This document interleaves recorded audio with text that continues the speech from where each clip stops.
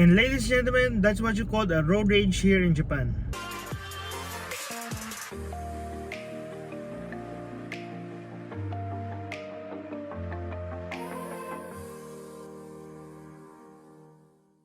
Ladies and gentlemen, welcome to my channel, Arvel Kantra, minasan de konnichiwa. So, alam niyo naman dito sa Japan na, kung siguro nababalitaan niyo naman na mababa ang krimen dito sa Japan. Oo, totoo yan, pero hindi sa lahat ng pagkakataon mababa ang krimen, wala masyadong nangyayari na krimen. Pero kahit sigurong lupalok ng mundo, meron pa rin nangyayari mga krimen. Lalo na siguro ang isa sa mga pinakakatakutan kong krimen na mangyari, yung tinatawag na road rage. So ladies and gentlemen, siguro nagtataka kayo bakit ko ang isang pinakakatakutan kong krimen dito na mangyari sa Japan is road rage. Actually, sa tusen, ladies and gentlemen, tangina, may mga praning din ng mga Hapon, okay? Lalo na kapag sa kalsada, talagang parang yun, kapag pag nataon ka sa mga taong parang ayaw magpauna or masyadong mayabang sa kalsada, meron din dito sa Japan yan. At siguro kaya ako kinakatakutan kasi itong sasakyan na to, wala tong tinatawag na dash camera or kahit yung tinatawag na pwede maging ebidensya para pag nagkaroon ng ganyang klaseng incident na at least kahit paano dapat meron camera para meron kang ebidensya na mapapatunay na hindi ikaw yung parang nagsimula ng away or tao dito sabihin natin nabunggo, di ba? Hindi ikaw yung parang ikaw yung sisisi na kasi kasalanan mo, ikaw yung nakasagasaan o kaya nakabunggo.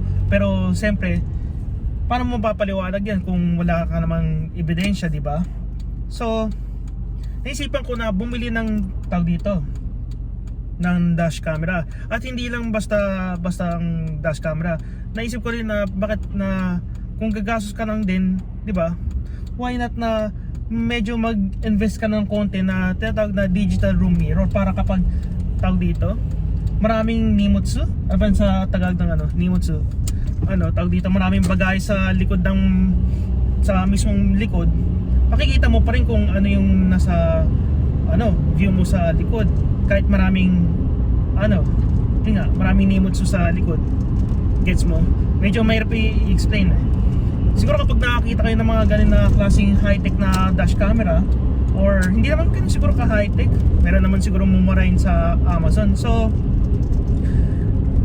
titignan ko kung ano mas maganda, order ba ako sa Amazon or magtitingin-tingin ako ng tao dito sa mga Autobox or dito sa Yellow Hat to. So time skip. So ladies and gentlemen, dumating na pala yung package na hinihintay ko, na ito na yung hinihintay ko na digital room mirror. Sa wakas dumating na rin. Sa sobrang excited ko, binuksan ko na kagad at nakalimutan kong videohan. Dahil kakagaling ko lang sa trabaho, chinek ko yung mailbox, nandun na pala itong yung package. So ito rin yung mga kailangan na extra, something tester at kailangan na mga tools. So punta na natin yung sasakyan at try ko nang ikabit itong digital room mirror. So yun nga ladies and gentlemen, nandito na ngayon tayo sa aking sasakyan. So medyo pagpasensyahan nyo na at medyo magulo yung loob kasi talagang take-ito ko lang nilagay lahat ng mga kailangan na gamit at tools na kailangan natin ilagay para dito nga sa ating digital room mirror. So yan, meron tayong tinatawag na tester. Kailangan na kailangan to kapag magkakabit kayo ng any electrical sa sasakyan. So siyempre kung bago kayo maglalagay ng something na electrical sa sasakyan, check nyo muna yung manual kung nasaan yung kailangan na tawag dito fuse na pwede nyong gamitin. Hindi ko na magiging masyadong complicated na i-explain para sa inyo kung paano magkabit ng electrical wiring sa fuse kasi hindi naman to tutorial about sa paano maglagay ng electrical. Isa lang tong simpleng vlog at experience na isi-share ko lang sa inyo, ladies and gentlemen. So check na natin muna yung fuse. As you can see ladies and gentlemen, ito yung isa kong fuse box nasa baba ng aking steering wheel. Meron isang fuse box na sa engine room. Pero ang pagkukuha na natin ng power supply dito sa mismong fuse box. Etong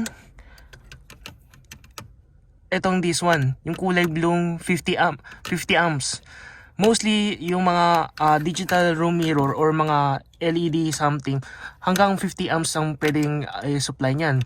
Pero depende pa rin yan sa anong klaseng design at ilan yung amps na kailangan na gamitin. Depende yan sa model ng sasakyan.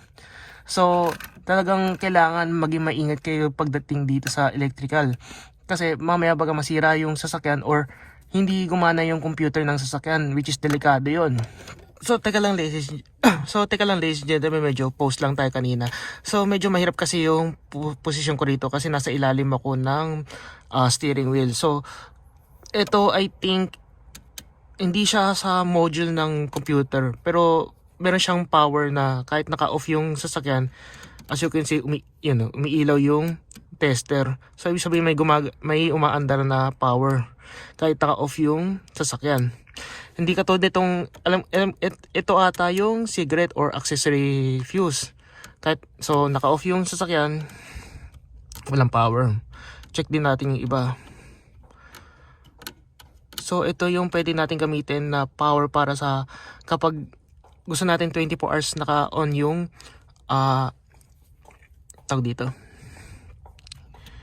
yung camera, para kapag kahit naka-park, nagre-record nung anong pangyayari kapag meron man something na incident na mabangga yung sasakyan kahit na nasa parking lot. So ito yung pwede natin gamitin,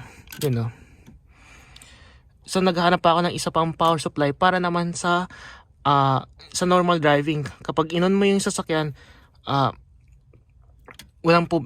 automatic siya mag-on. So I think yung 50 amp yung gagamitin ko, itong 15 to din 15, tamang-tama 15. So after ilang minutes, ladies and gentlemen, na medyo nahirapan akong ikabit ito yung ground. So ito yung, yan, kung nakikita nyo. So pinalitan na natin nung connection yung dalawang fuse. Isang yellow wire saka isang red wire. Yung red wire, yun yung accessory wire. Yung blue wire, yellow wire pala. Kaya hirap ng position ko dito.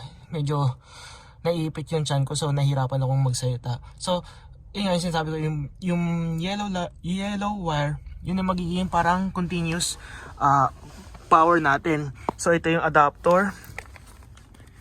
Nandito. Yan yung adapter. So, wait, kabit ko lang muna yung light natin. Yan. So, moment of truth.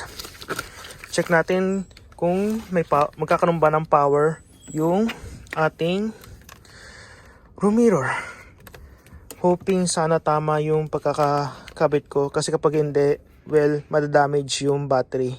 At yung, siyempre, itong digital room mirror. So, ito yung normal na USB connector. So, moment of truth.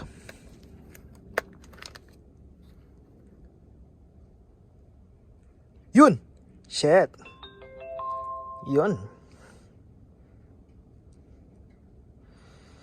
Yun, no? So, yan, medyo pa rin siya, black screen. Siyempre, kasi hindi pa naman nakakabit yung mga camera at yung front camera at yung back camera. So, ito muna yung explanation ko para dyan. So, teka lang, gawan ko muna ang solusyon nito. So, siguro, puro time skip na lang siguro, mga ladies and gentlemen, kasi ang hirap ng ikabit ito. After ng konting time skip, so kung makikita nyo, nakabit ko na yung digital room mirror sa mismong old mirror. Nakakabit lang yan dyan. Hindi ko pa tinatanggal yung sticker sa yung mismong parang film protector, kasi baga magasgasan, kasi ini-install pa naman natin. Tapos kung makikita nyo, ayan na yung camera sa front side. Tapos medyo konting update lang tayo dito. Kung makikita nyo, kung mapapansin nyo, which is kailangan kong tanggalin yung weather strip. Yung weather strip na medyo natanggal ko na. At yung cover ng A-pillar. So, ito yung cover ng A-pillar. Kung makikita nyo, ito yung exactly A-pillar. Ito yung cover.